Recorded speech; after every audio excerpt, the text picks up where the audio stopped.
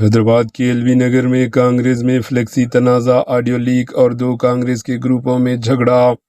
دارالحکومت حیدرآباد کے ایل نگر میں کانگریس پارٹی کے اندر فلیکسی کو لے کر بڑا تنازع کھڑا ہو گیا، جس نے بعد میں جھگڑے کی شکل اختیار کر لی۔ اطلاعات کے مطابق یادگیری گٹا مندر بورڈ کے رکن کے طور پر ایشورما یادو کے عہدے سنبھالنے کے موقع پر ایک فلیکسی لگائی گئی۔ الزام ہے کہ اس فلیکسی میں سینئر کانگریس لیڈر جکڑی پربھاکر ریڈی کی فوٹو شامل نہیں کی گئی، جس پر کانگریس یوتھ اسٹیٹ صدر جکڑی شیوچرن ریڈی شدید برہم ہو گئے۔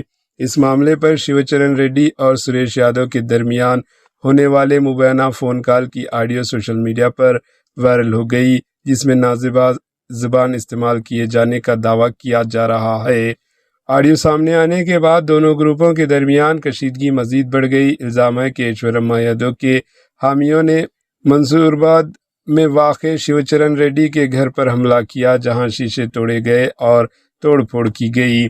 موقع پر دونوں کانگریس کے گروپوں کے درمیان دھکم پہل، لاٹھیوں اور پتھروں سے حملے کی وہی اطلاعات ہے۔ واقعے کے بعد علاقے میں کشیدگی کا ماحول پیدا ہو گیا، جبکہ پولیس نے حالات پر نظر رکھتے ہوئے معاملے کی جانچ شروع کر دی۔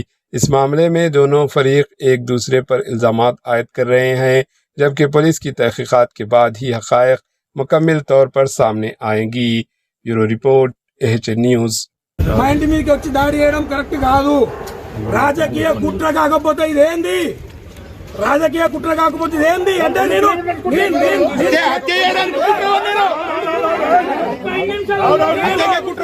స్టేట్ ప్రెసిడెంట్ అయితే అంతగానం ఎందుకు బాధ కొంతమంది నాయకులకు?